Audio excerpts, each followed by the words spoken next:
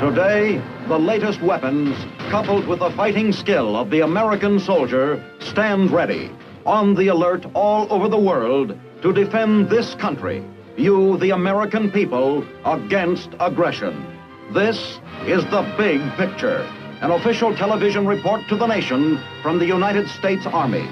Now, to show you part of the big picture, here is Sergeant Stuart Queen. Ignorance breeds fear.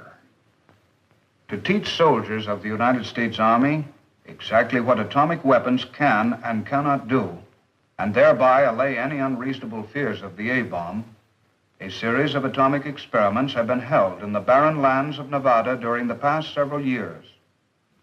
Today's big picture deals with the latest and most extensive of these experiments, Desert Rock 6.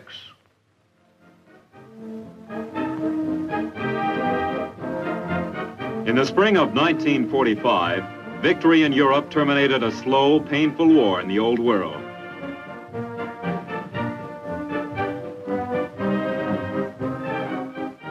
Then, only weeks later, the centuries-old concepts of war were changed in a blinding instant.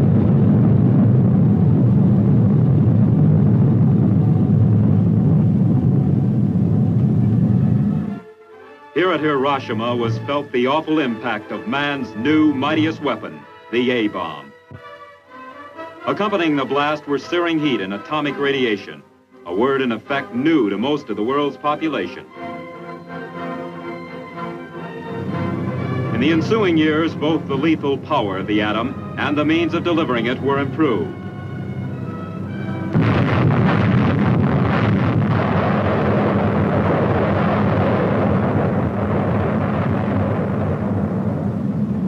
Then came atomic artillery.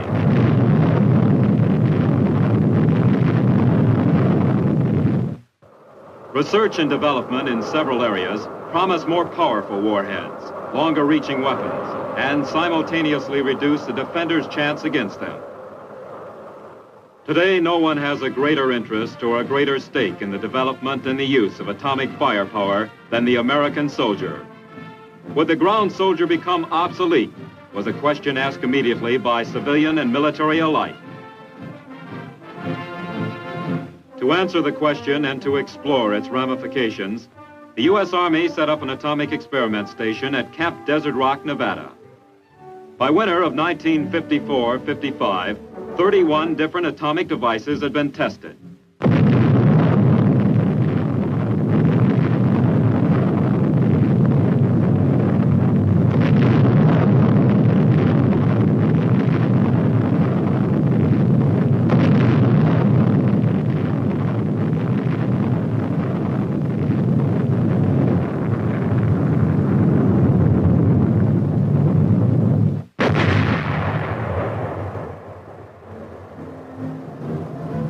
Now in January of 1955, another series of test explosions is scheduled.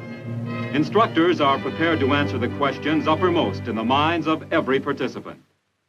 You are here to participate in an atomic maneuver. Atomic weapons are truly powerful, but they don't mean the end of all life as so many people think. You can live through an atomic attack, and by taking common sense precautions, live to fight another day. This is not a haphazard maneuver. Careful planning for it started months back, involving activity not only here in Nevada, but also in New Mexico and wherever your home stations are.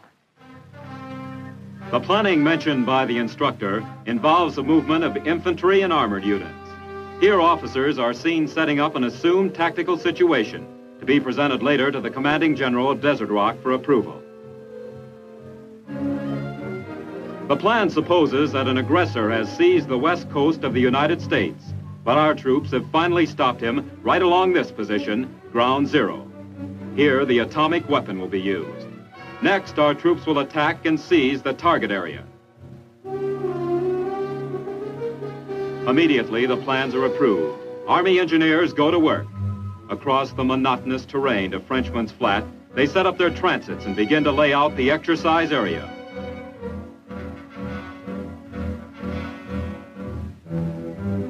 A few miles away lies a sandy parcel of land called Ground Zero. No longer an anonymous, desolate stretch of land, Ground Zero is level, then topped with a series of concentric asphalt circles, forming an enormous target.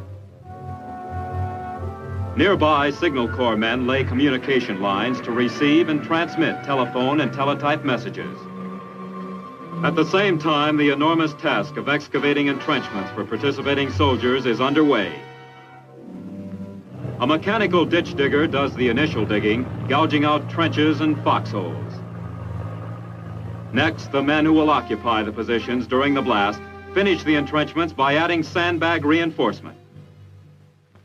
Don't worry, men. I tried on those foxholes for size myself, many times. They'll be big enough and safe enough to hold 2 infantry soldiers. Let's take a look at a typical atomic explosion. See what happens, and find out what there is to be afraid of and what we don't have to fear. First of all, what's our first inkling that an atomic bomb has gone off? That's a tremendous flash of bluish-white light, many times brighter than the sun, and a lot closer to you. Whether the bomb went off 5 or 55 miles away, you'll know that it has gone off by this light, and that you should take immediate action to protect yourself. As soon as that glare fades, you'll see a ball of fire at the point where the explosion occurred. This fireball turns from white to orange, then to a bright red.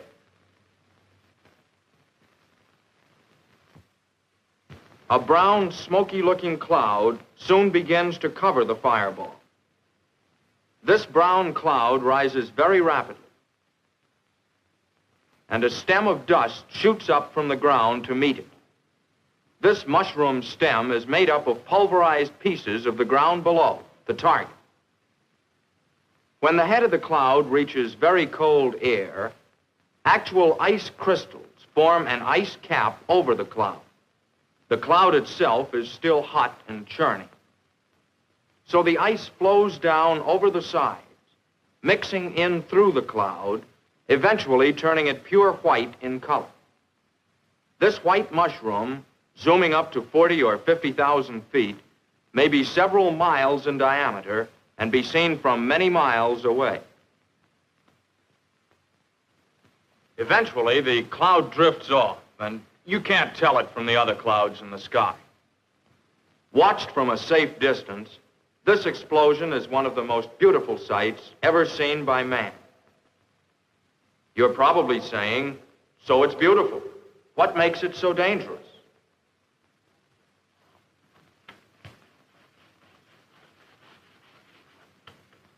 Basically, there are only 3 things to think about: blast,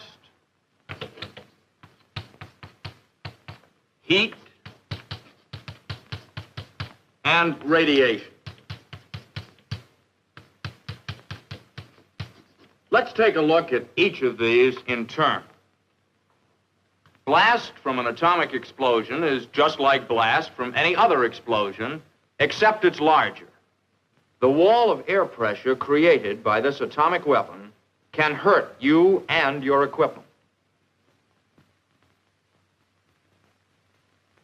The atomic blast pushes on an obstacle like a building for about 1 second, about 100 times as long as ordinary high explosive. You might say that where ordinary bombs hit a building sharply and let suction pull out the walls, the atomic bomb leans on a building until it pushes it over.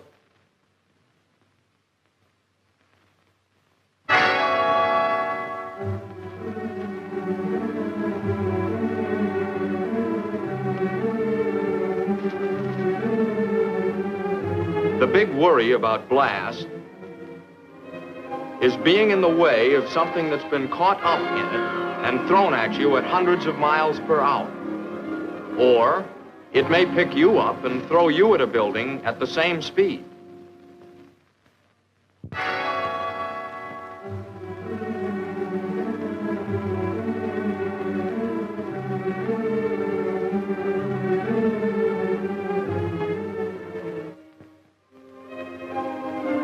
avoid trouble, get down fast, down below the surface of the ground if possible. If you stay down so that the flying debris can sail over you, you can protect yourself completely from atomic blast.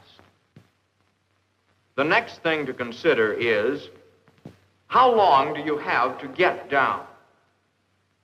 The blast and the flying debris arrive at your position at the same time you hear the sound of the explosion. This means roughly about 5 seconds per mile for the shock wave to reach you. At a mile away, you've still got time to get into a hole. When you see that glare, hit the dirt, fast. So much for the blast from an atomic explosion.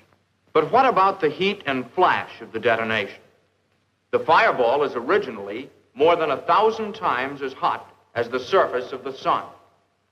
It sends out heat like a huge oven from the very first instant of detonation, right along with the white light.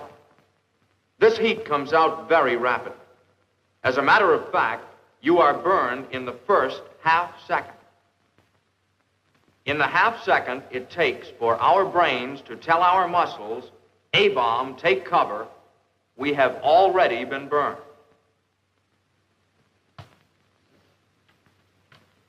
But at 1 mile, which is pretty close to one of these gadgets, ordinary clothing will protect you. Keep your sleeves rolled down and wear a hat. Of course, if you're in the shaded portion of a foxhole at the time of detonation, you are perfectly safe from the heat of the bomb. Anything that casts a shadow will protect you. Now, how far away can you be burned? Generally, within 3 miles or so of ground zero. But the weather has a lot to do with burning. Cloudy, rainy, snowy, foggy days will give you greater protection from the heat, and so will a smoke screen. You've heard a lot about blindness from an atomic explosion. I'm sure that all of you have looked at the sun sometime during your lives. When you did, you got spots in front of your eyes. The blindness from the white light of an atomic explosion is a somewhat magnified version of these spots. These spots will go away, and so will normal flash blindness from an atomic explosion. And for you doubting Thomases who are recalling that we told you not to look at that white light, well, the 3 or 4 minutes of sight that you'd lose would prevent you from seeing that magnificent sight immediately afterwards.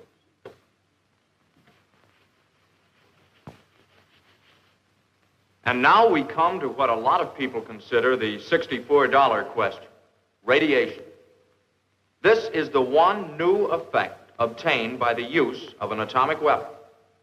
Truthfully, it's the least important of the 3 effects, as far as the soldier on the ground is concerned. Still, radiation affects the body much as an X-ray does. If enough is received, it can be fatal.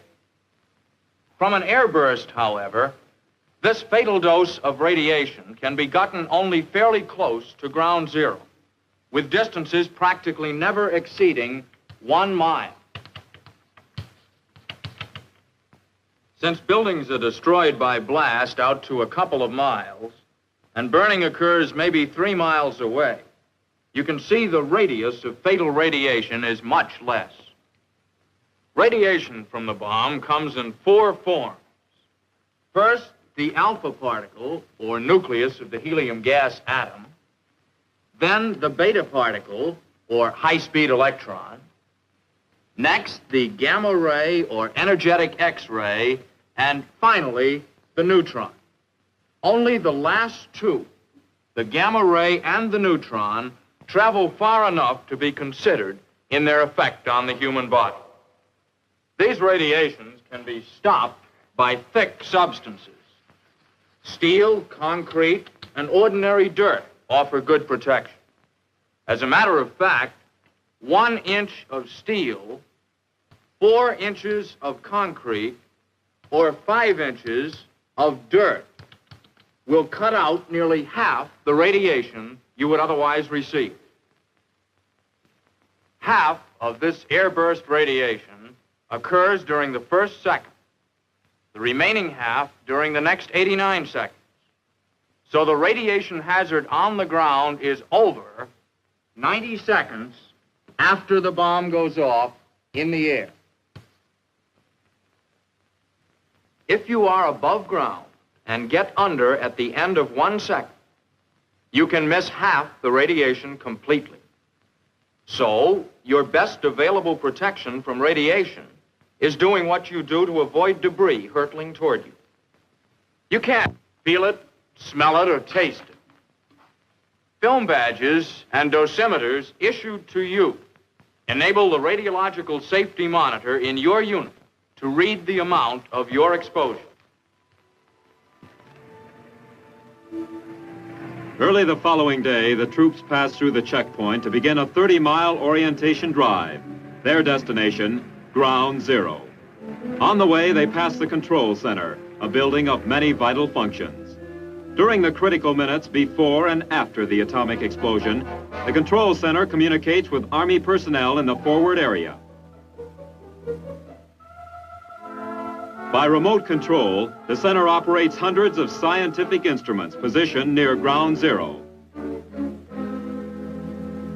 Many of the instruments are protected and cared for in shelters. Others are placed out in the open above ground.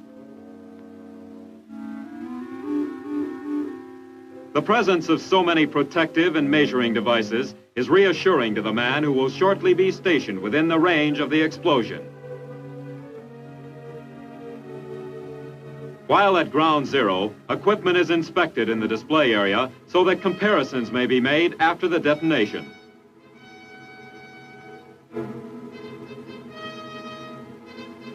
Not only will tests show the effects of atomic weapons on ground troops, but they will indicate the effects on military equipment and buildings. Test equipment is set up at various intervals from Ground Zero, from 2 miles to 1/4 of a mile. Test equipment is placed above ground unsheltered, above ground sheltered, and in dug-in positions. A model city is erected that will test the degree of destruction on homes and the effect on their occupants, here represented by mannequins. Food is also to be tested. Meanwhile, advancing from the south are the tanks comprising Task Force Razor, 55 M48, supported by more than 200 other vehicles. For 3 days, the men and machines have been traveling through the wastelands of the Mojave and the Death Valley deserts. Once it reaches the detonation area, Task Force Razor will pause briefly for the explosion, then move forward to encounter and subdue a ghost battalion entrenched in the target area.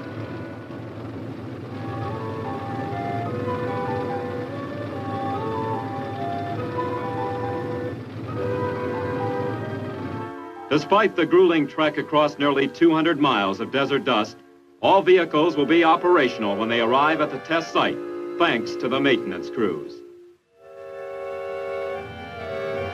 As the convoy rapidly approaches the jumping-off point for its simulated breakthrough, the moment of explosion is less than a day away. Despite the achievements of the desert crossing, the real significance of Task Force Razor will not be known until it passes Ground Zero after the blast.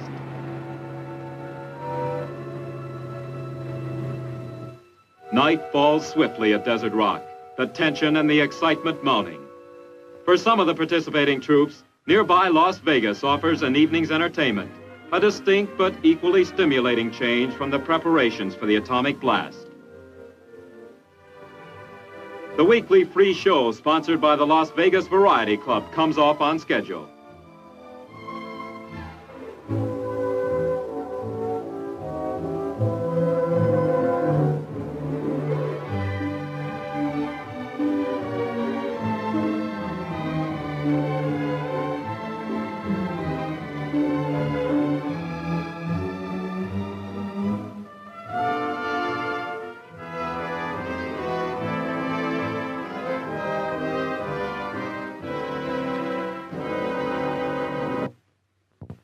Before dawn, troops prepare to enter their protected positions. Soon they will join the ranks of more than 30,000 veterans who have taken part in previous Desert Rock exercises. Every man has been thoroughly rehearsed, every position double-checked for safety features.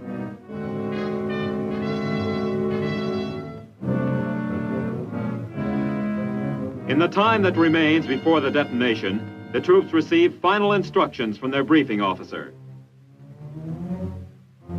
He first locates Ground Zero, which lies just over the small hill, about 5 miles beyond the dry lake bed. He then outlines again the schedule of events up to H hour. 10 minutes before, all troops take cover. 2 minutes before, a siren will blow. Every soldier must then place his equipment under cover and squat down, leaning against the forward wall of his foxhole.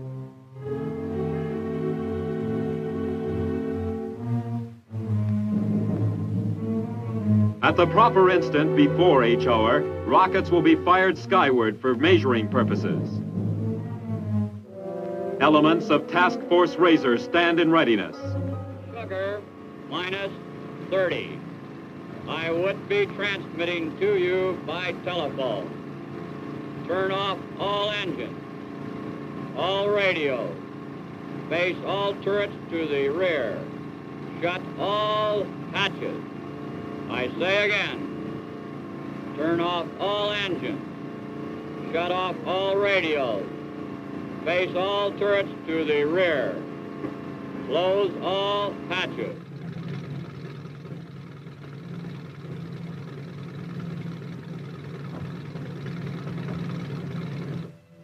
Now the tense waiting comes.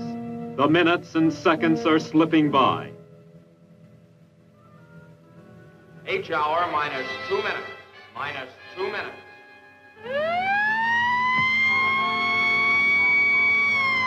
All personnel kneel down in the trenches. Lean against the forward wall and stay down.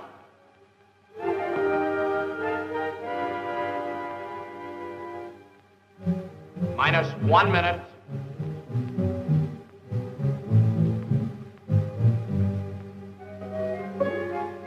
Thirty seconds.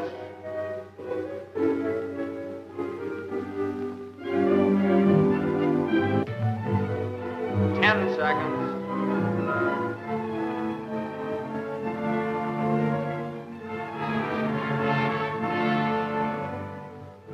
5, 4, 3, 2, 1.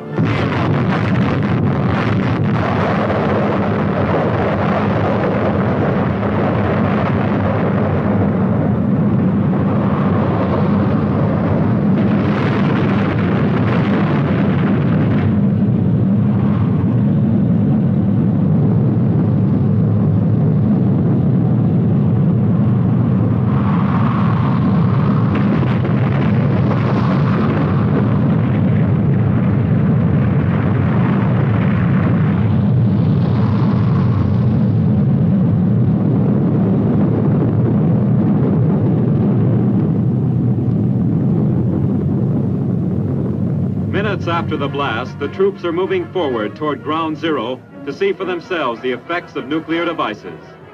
This first-hand experience is one which will be embedded in the memory of every man.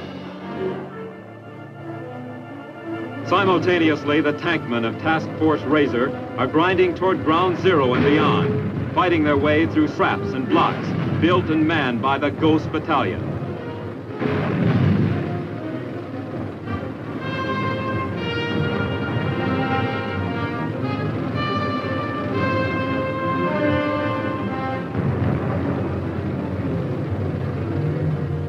An inspection of the model city shows the relative strength of construction methods and building materials. Vehicles, weapons, and equipment are inspected for damage. They represent an enemy's arms, but they could be our own. Some damaged beyond repair, others still usable.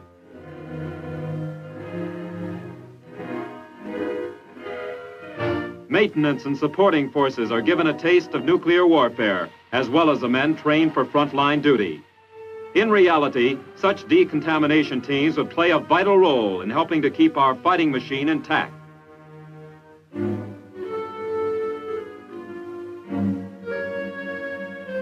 Ground Zero has been reached, explored, and left behind.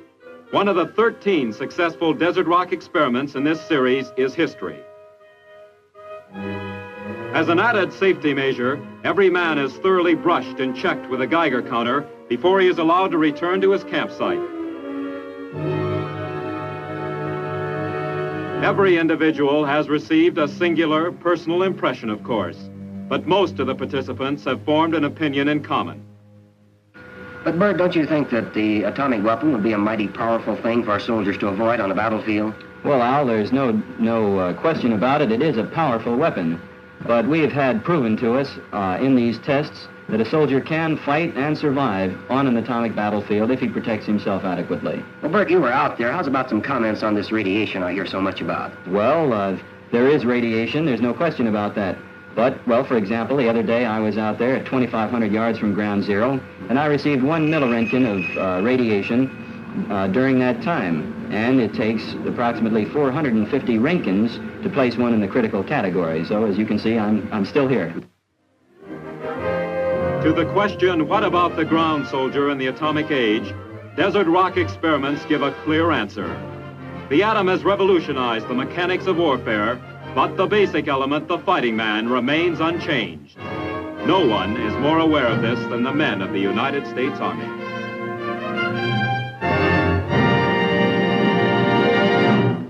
It is historical fact that military weakness is an invitation to aggression.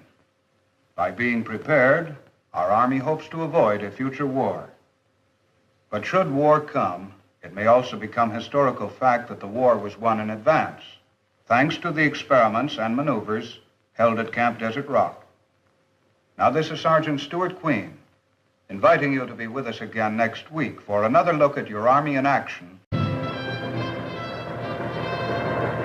Today, the latest weapons, coupled with the fighting skill of the American soldier, stand ready, on the alert all over the world to defend this country, you, the American people, against aggression. This is The Big Picture, an official television report to the nation from the United States Army. Now, to show you part of the big picture, here is Sergeant Stuart Queen. Ignorance breeds fear. To teach soldiers of the United States Army exactly what atomic weapons can and cannot do, and thereby allay any unreasonable fears of the A-bomb, a series of atomic experiments have been held in the barren lands of... ...has a greater interest or a greater stake in the development and the use of atomic firepower than the American soldier. Would the ground soldier become obsolete? Was a question asked immediately by civilian and military alike. To answer the question and to explore its ramifications, the U.S. Army set up an atomic experiment station at Camp Desert Rock, Nevada. By winter of 1954-55, 31 different atomic devices had been tested.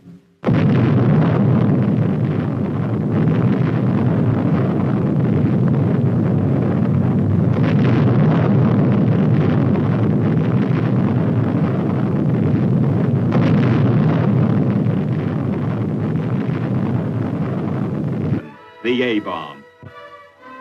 Accompanying the blast were searing heat and atomic radiation, a word in effect new to most of the world's population. In the ensuing years, both the lethal power of the atom and the means of delivering it were improved.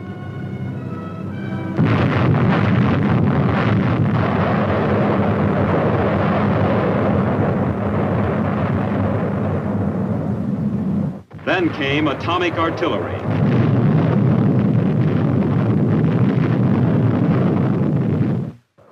Research and development in several areas promise more powerful warheads, longer-reaching weapons, and simultaneously reduce the defender's chance against them. Today, no one...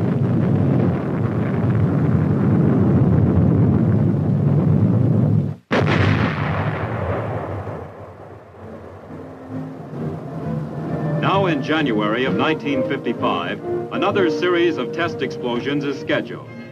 Instructors are prepared to answer the questions uppermost in the minds of every participant. You are here to participate in an atomic maneuver. Atomic weapons are truly powerful, but they don't mean the end of all life as so many people think. You can live through an atomic attack, and by taking common sense precautions, live to fight another day. This is not a haphazard maneuver. Careful Nevada during the past several years. Today's big picture deals with the latest and most extensive of these experiments. Desert Rock 6.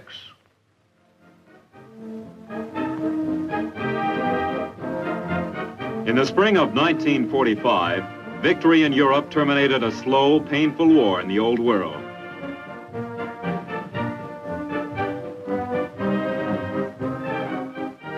Then, only weeks later, the centuries-old concepts of war were changed in a blinding instant.